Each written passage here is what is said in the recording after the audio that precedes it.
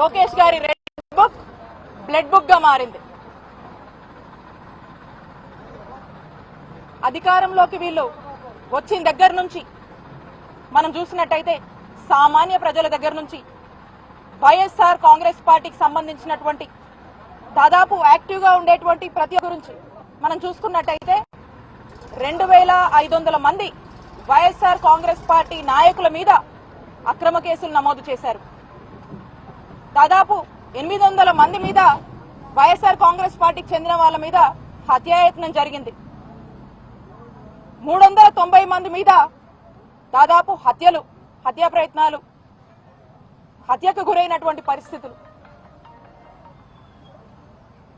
700 మంది మీద social media యాక్టివిస్టుల మీద అక్రమ కేసులు నమోదు చేశారు. అది ఎంతవరకు వచ్చిందంటే ఇక్కడ ఉన్నటువంటి మీలాంటి జర్నలిస్టుల వరకు కూడా 70 మందికి పైగా జర్నలిస్టులను కూడా మరి ఈ రెడ్ బుక్ చేరుకుంది.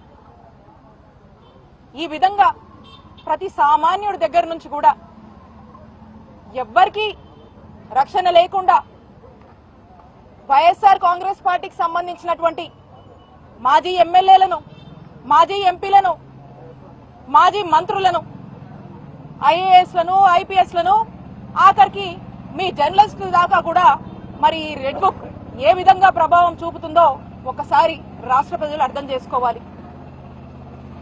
ఇది ఎంతలా అంటే దీన్ని బ్లడ్ బుక్ అని నేను ఎందుకు అంటున్నానంటే ఇదే పల్నాడు జిల్లాలో అలా గవర్నమెంట్ మారింది, కూటమి ప్రభుత్వం అధికారంలోకి వచ్చింది. ఏ విధంగా ఇక్కడ ఉన్నటువంటి మన రియాజ్ని, ఏ విధంగా రషీద్ని ఏ విధంగా హత్య చేశారో మనం చూసాము. మందా సాల్మన్ గారిని ఏ విధంగా హత్య చేశారో మనం చూసాము. ఇలా చెప్పుకుంటూ పోతే ఈ జిల్లాలోనే చాలా ఉన్నాయి. గవర్నమెంట్ వీళ్ళు వచ్చిన దగ్గర నుంచి కూడా ఎంతసేపు వీళ్ళు పోలీసులకు అప్పగించినటువంటి రెస్పాన్సిబిలిటీస్, ఈ వైఎస్ఆర్ కాంగ్రెస్ పార్టీ వాళ్ళు ఎవరు యాక్టివ్గా ఉన్నారు, ఎప్పుడెప్పుడు దొరుకుతారు, ఎక్కడెక్కడ కార్యక్రమాల్లో యాక్టివ్ పార్టిసిపేట్ చేస్తున్నారు, ఏదో విధంగా వాళ్ళ మీద కేసులు పెట్టండి, అక్రమ కేసులు కట్టండి, అరెస్టులు చేయండి, జైలు పాలు చేయండి. ఇదే పోలీసులకు ఇచ్చినటువంటి టార్గెట్. అందుకే కేంద్ర ప్రభుత్వం ఇచ్చినటువంటి ర్యాంకింగ్స్ లో ఈ పోలీస్ శాఖ 36వ స్థానానికి పడిపోయిందంటే ఇట్స్ అ ఫెయిల్యూర్ గవర్నమెంట్ అనేది అర్థమవుతా ఉంది. Never it was before in Andhra Pradesh. ఈ రోజున మీ శాఖ ఈ స్థాయికి దిగజారి ఇంత ఫెయిల్యూర్ ర్యాంకింగ్ కి వెళ్ళిందంటే దానికి కారణం మీ రెడ్ బుక్, మీరు ఇంప్లిమెంట్ చేస్తున్నటువంటి రెడ్ బుక్. ఎందుకంటే సామాన్య ప్రజలకు న్యాయం చేసేది మీరు ఎప్పుడో పక్కన పెట్టేశారు. మీరు ఎంతసేపు వైఎస్ఆర్ కాంగ్రెస్ పార్టీ వాళ్ళని వెంబడించడం, వాళ్ళని అక్రమంగా ఏదో విధంగా అరెస్టులు చేయాలి, కేసులు పెట్టాలి, వేధించాలనేటువంటి ఒక ఎజెండాతో ముందుకు వెళ్తున్నారు. కాబట్టి ఇది ఈ రోజున ఉన్నటువంటి మీ పరిస్థితి. ఇక్కడి విషయానికి వస్తే ఇక్కడ ఈ నియోజకవర్గంలో విడుదల రజనీ గారు ఈ రోజున నియోజకవర్గంలో ఇక్కడ యాక్టివ్ గా ఉన్నారు. వీళ్ళు అధికారంలోకి వస్తేనంట ఇక్కడ అపోజిషన్ వాయిస్ ఉండొద్దంట, ప్రజల పక్షాన అపోజిషన్ పోరాడొద్దంట. ఏ గ్రామాల్లో కూడా వైఎస్ఆర్ కాంగ్రెస్ పార్టీకి సంబంధించినటువంటి నాయకులు, కార్యకర్తలు కూడా ఎటువంటి యాక్టివిటీ చేయడానికి వీల్లేదంట. నేను బయటకు వస్తే విద్యుత్ పోరని చెప్పేసి మా వైఎస్ఆర్ కాంగ్రెస్ పార్టీ ఒక పిలుపునిస్తే, అరే ప్రజలకు విద్యుత్ ఛార్జీలు పెరిగినాయి, వాళ్ళు చాలా ఇబ్బందుల్లో ఉన్నారు, ఇది ఒక రిప్రజెంటేషన్ ఇద్దామని చెప్పి ఎలక్ట్రిసిటీ ఆఫీస్ కి వెళ్లి ప్రజలకు ఇబ్బందులు అవుతున్నాయి, ప్రజలు ఇబ్బంది పడుతున్నారు, విద్యుత్ ఛార్జీలు తగ్గించండి అని చెప్పి ఒక రిప్రజెంటేషన్ ఇస్తే విడుదల రజనీ మీద కేసు కడతారు, వాళ్ళ కార్యకర్తల మీద కేసు కడతారు. అలాగే ఇందాక నేను చెప్పినట్టు ఏదో ఒక కట్టుకథ అల్లుతున్నారు, కుక్డ్ నెరేటివ్స్ అంటాం. ఆ కట్టుకథ అల్లేసి దానికి ఒక పేరు పెడతారు. దాన్నే ఇందాక అనుకున్నటువంటి ఎస్సీ ఎస్టీ కేసు అనుకోవచ్చు, ఇంకో కట్టుకథకి ప్రాణం పోసి దాన్ని ఎఫ్ఐఆర్ కట్టి దాన్ని ఏసీబీ కేసు అంటారు, ఇంకో కట్టుకథకి ప్రాణం పోసి దాన్ని ఇంకో కేసు అంటారు. ఇలా ఎంతవరకు దిగజారంటే ఆఖరికి వెంకటేశ్వర స్వామి గుడికి వెళ్లి పూజ చేసి బయటకు వస్తుంటే మా మీదే దాడి చేసి, మా కారు మీద దాడి చేసి, మా కారు మీద మీరే దాడి చేసి గుడికి వెళ్లి పూజ చేసుకొని వస్తున్నటువంటి నా మీద కేసు కట్టి, మా కార్యకర్తలు మా నాయకుల మీద కేసు కడతారు మీరు. ఇలా ఏంటండి ఇది? ప్రతి దానికి ఏదో ఒక కేసు కట్టి ఇక్కడ యాక్టివ్గా ఉండడానికి వీల్లేదు, ఇక్కడ అపోజిషన్ వాయిస్ ఉండడానికి వీల్లేదు, ఎవ్వరూ బయటికి రావడానికి వీల్లేదు, మేము ఒక్కరమే ఉండాలి, మాకు నచ్చినట్టు మేము చేసుకోవాలి, మాకు నచ్చిన దోపిడీ మేము చేసుకోవాలి, మాకు నచ్చిన విధంగా మేము చేయాలి, మాకు నచ్చినట్టుగా అధికారుల్ని ఉసిగొలిపి ఈ రెడ్ బుక్ పేరుతో వైఎస్ఆర్ కాంగ్రెస్ పార్టీ వాళ్ళని ఇబ్బంది పెడుతూనే ఉండాలి. ఇది మీ టార్గెట్. ఇంతదాకా తెచ్చారు. ఈ 2 ఏళ్లుగా విసిగిస్తూనే ఉన్నారు, ఇబ్బందులు పెడుతూనే ఉన్నారు. ఇక్కడున్న ప్రతి ఒక్కరు కూడా ఏదో విధంగా ఇబ్బంది పడుతూనే ఉన్నారు. కానీ మీకు చెప్తున్నాం, మేము భయపడం. వాయిస్ ఆఫ్ ద వాయిస్లెస్ మా వైఎస్ఆర్ కాంగ్రెస్ పార్టీ. ప్రజలకు ఏ కష్టం వచ్చినా, ఏ బాధ వచ్చినా, ఏ కాజ్ మీద ప్రజలు ఇబ్బంది పడుతున్నా, మీరు ఇచ్చినటువంటి మోసం చేసి అబద్ధపు హామీలు ఇచ్చినటువంటి ప్రతి హామీ మీరు నెరవేర్చకపోతే ప్రజల కష్టాలు మేము చూస్తూ ఊరుకోం. వాళ్ళ కోసం పోరాడతాం, అవసరమైతే రోడ్లు ఎక్కుతాం, ధర్నాలు చేస్తాం, దీక్షలు చేస్తాం. ప్రతి కాజ్ కోసం, పేదవాడి కోసం పని చేస్తుంది వైఎస్ఆర్ కాంగ్రెస్ పార్టీ అని హెచ్చరిస్తున్నాను. నేను ఎందుకు భయపడాలి? నేను చేయని తప్పుకి మీరు అక్రమ కేసులు పెడుతుంటే నేను ఎందుకు భయపడాలి? భయపెట్టాలనుకుంటే భయపడతామా? ఒక కేసు కట్టారు, 2 కట్టారు, 3 కట్టారు, వరుస పెట్టి కడుతూనే ఉన్నారు. ఎక్కడ ఆపారు మీరు? ఎక్కడమా అనుకుంటున్నారు? ఇదే నేను అధికారంలో ఉన్నప్పుడు తలుచుకుంటే ఒక క్షణం ఎన్నిసార్లు తిప్పుండేదాన్ని మిమ్మల్ని. మీ ఊహకే వదిలేస్తున్నా. అది మా మంచితనం, అది మా మంచితనం. మేము ప్రజలకు న్యాయం చేయాలనుకున్నాం, ప్రజలకు మంచి చేయాలనుకున్నాం, ఏదున్నా ప్రజల్లోంచే తేల్చుకోవాలనుకున్నాము. మీలా కాదు, మేము అలా తలుచుకోలేదు, అలాంటి రాజకీయం మేము చేయలేదు. నేను ఇప్పుడు చెప్తా ఉన్నా, నా నిజాయితీయే నా బలం, నా నిజాయితీయే నా ధైర్యం, సత్యమేవ జయతే నేను నమ్ముతాను. కాబట్టి నేను చెప్తా ఉన్నాను, ఏదైతే అందరికీ తెలుసు, అందరూ నమ్ముతారు, మన పెద్దలు కూడా అంటూ ఉంటారు, ఏదైతే ఒక విత్తనం మనం నాటుతామో అదే ఒక చెట్టు అవుతుంది అనే ఒక నానుడుంది. మీరేదైతే ఒక విష సంస్కారం, మీరు ఏదైతే దానికి మరి ఏదైతే నాటారో, మరి ఆ విష సంస్కారం రేపు చెట్టు అయినప్పుడు దాని ఫలితాలు ఎలా ఉంటుందో మీ ఊహకే వదిలేస్తున్నాను. కాలం చాలా గొప్పది, ప్రజలన్నీ చూస్తున్నారు, ప్రజలకు అన్ని విషయాలు తెలుసు. ఇక్కడ ఏం జరుగుతుందో ప్రజలకు ఇంకా క్లారిటీ ఉంది. కాబట్టి కాలాన్ని, ఆ భగవంతుణ్ణి నమ్మే వ్యక్తిగా నేను భవిష్యత్తు కాలమే మీకు ఏ విధంగా బుద్ధి చెప్తుందో అనేటువంటి విషయం మీద ఆ కాలానికే వదిలేస్తున్నాను, ఆ భగవంతుడికే వదిలేస్తున్నాను. Thank you.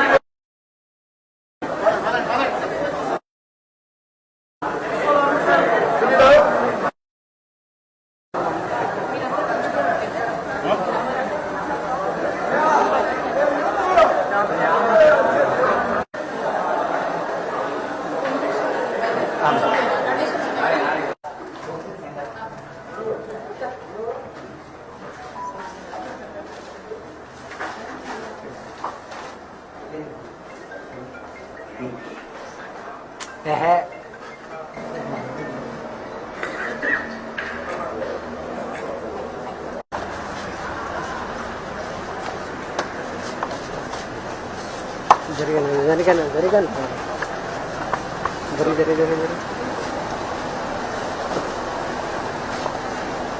సంటి వచ్చాను.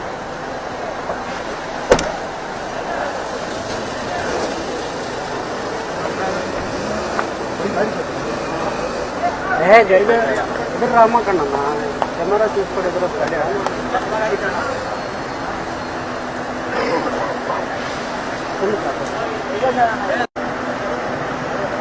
హలో ఇవానే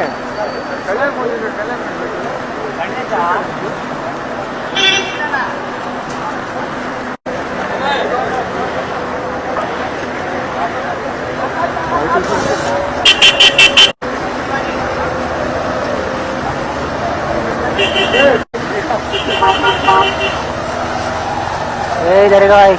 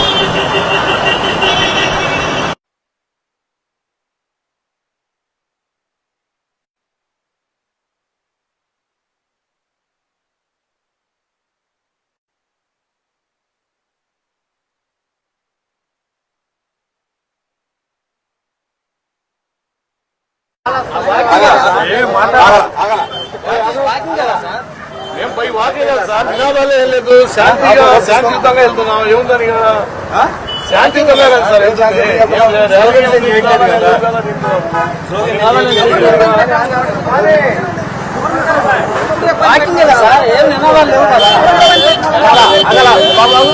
అడుగుతున్నారు మేము నినాదాలు చేద్దాం, అయిపోతాం.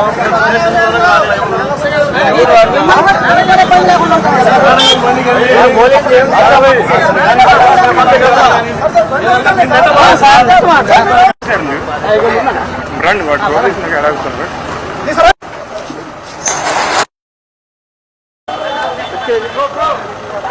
నెలకు వచ్చి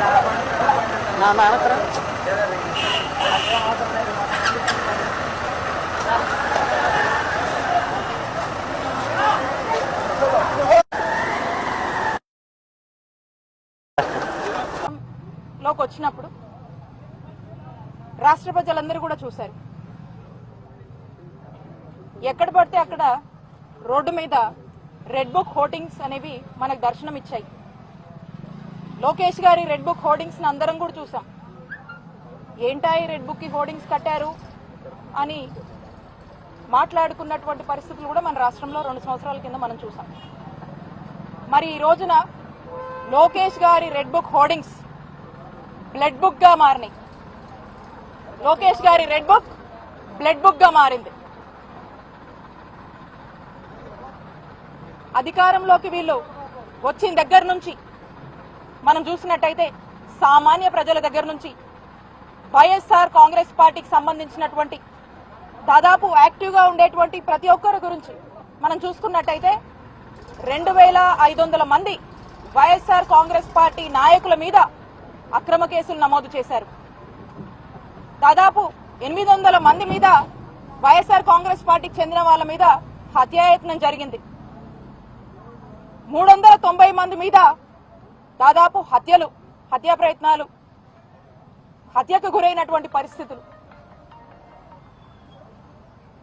700 మంది మీద సోషల్ మీడియా యాక్టివిస్టుల మీద అక్రమ కేసులు నమోదు చేశారు. అది ఎంతవరకు వచ్చిందంటే ఇక్కడ ఉన్నటువంటి మీలాంటి జర్నలిస్టుల వరకు కూడా 70 మందికి పైగా జర్నలిస్టులను కూడా మరి ఈ రెడ్ బుక్ చేరుకుంది. ఈ విధంగా ప్రతి సామాన్యుడి దగ్గర నుంచి కూడా ఎవ్వరికీ రక్షణ లేకుండా వైఎస్ఆర్ కాంగ్రెస్ పార్టీకి సంబంధించినటువంటి మాజీ ఎమ్మెల్యేలను, మాజీ ఎంపీలను, మాజీ మంత్రులను, ఐఏఎస్లను, ఐపీఎస్లను, ఆఖరికి మీ జర్నలిస్టుల దాకా కూడా మరి రెడ్ బుక్ ఏ విధంగా ప్రభావం చూపుతుందో ఒకసారి రాష్ట్ర ప్రజలు అర్థం చేసుకోవాలి. ఇది ఎంతలా అంటే దీన్ని బ్లడ్ బుక్ అని నేను ఎందుకు అంటున్నానంటే ఇదే పల్నాడు జిల్లాలో అలా గవర్నమెంట్ మారింది, కూటమి ప్రభుత్వం అధికారంలోకి వచ్చింది. ఏ విధంగా ఇక్కడ ఉన్నటువంటి మన రియాజ్ని, ఏ విధంగా రషీద్ని ఏ విధంగా హత్య చేశారో మనం చూసాము. మందా సాల్మన్ గారిని ఏ విధంగా హత్య చేశారో మనం చూసాము. ఇలా చెప్పుకుంటూ పోతే ఈ జిల్లాలోనే చాలా ఉన్నాయి. గవర్నమెంట్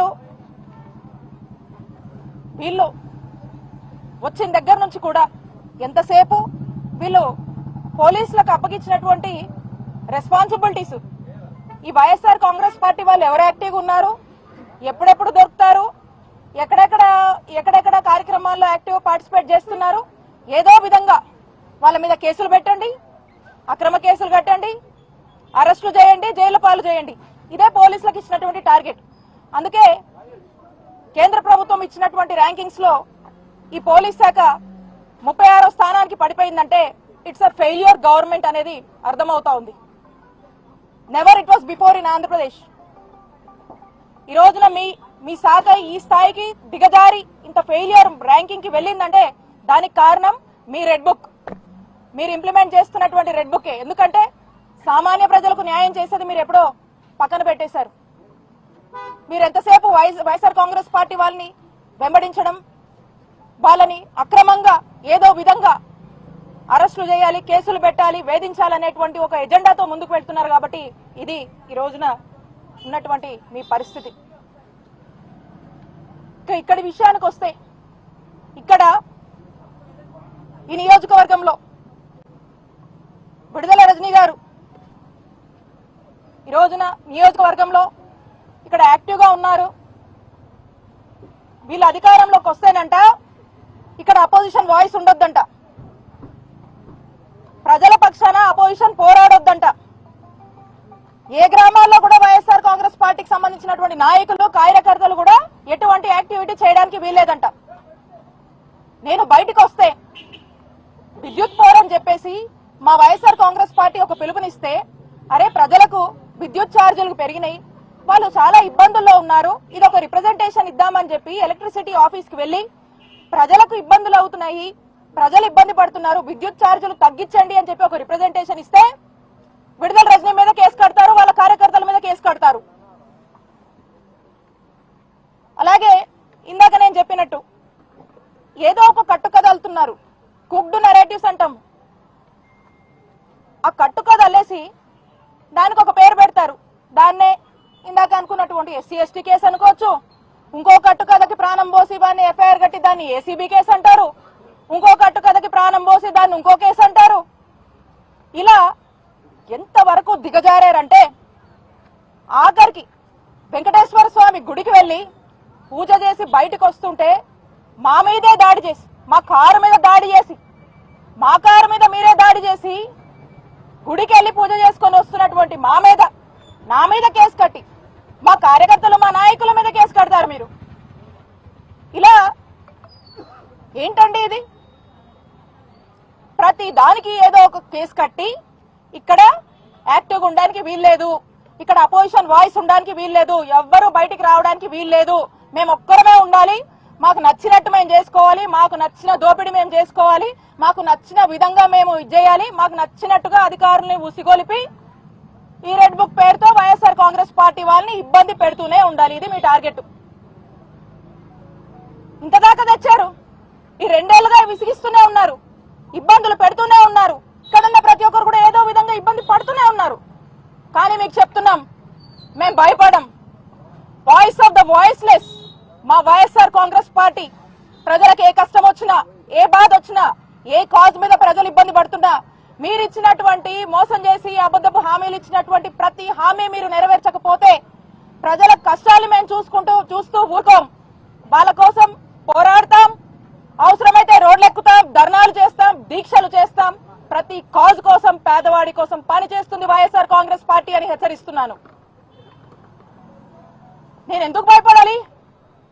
నేను చేయని తప్పుకి మీరు అక్రమ కేసులు పెడుతుంటే నేను ఎందుకు భయపడాలి? భయపెట్టాలనుకుంటే భయపడతామా? ఒక కేసు కట్టారు, 2 కట్టారు, 3 కట్టారు, వరుస పెట్టి కడుతూనే ఉన్నారు. ఎక్కడ ఆపారు మీరు? ఎక్కడ మా అనుకుంటున్నారు? ఇదే నేను అధికారంలో ఉన్నప్పుడు తలుచుకుంటే ఒక క్షణం ఎన్నిసార్లు తిప్పుండేదాన్ని మిమ్మల్ని. మీ ఊహకే వదిలేస్తున్నా. అది మా మంచితనం. మేము ప్రజలకు న్యాయం చేయాలనుకున్నాం, ప్రజలకు మంచి చేయాలనుకున్నాం, ఏదున్నా ప్రజల్లోంచే తేల్చుకోవాలనుకున్నాం. మీలా కాదు.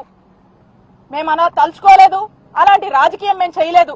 నేను ఇప్పుడు చెప్తా ఉన్నా, నా నిజాయితీయే నా బలం, నా నిజాయితీయే నా ధైర్యం. సత్యమేవ జయతే అని నేను నమ్ముతాను. కాబట్టి నేను చెప్తా ఉన్నాను, ఏదైతే అందరికీ తెలుసు, అందరూ నమ్ముతారు, మన పెద్దలు కూడా అంటూ ఉంటారు, ఏదైతే ఒక విత్తనం మనం నాటుతామో అదే ఒక చెట్టు అవుతుంది అనే ఒక నానుడుంది. మీరేదైతే ఒక విష సంస్కారం, మీరేదైతే దానికి మరి ఏదైతే నాటారో మరి ఆ విష సంస్కారం రేపు చెట్టు అయినప్పుడు దాని ఫలితాలు ఎలా ఉంటుందో మీ ఊహకే వదిలేస్తున్నాను. కాలం చాలా గొప్పది. ప్రజలన్నీ చూస్తున్నారు.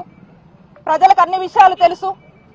ఇక్కడ ఏం జరుగుతుందో ప్రజలకు ఇంకా క్లారిటీ ఉంది. కాబట్టి కాలాన్ని, ఆ భగవంతుణ్ణి నమ్మే వ్యక్తిగా నేను భవిష్యత్తు కాలమే మీకు ఏ విధంగా బుద్ధి చెప్తుందో అనేటువంటి విషయం మీద ఆ కాలానికే వదిలేస్తున్నాను, ఆ భగవంతుడికే వదిలేస్తున్నాను. Thank you.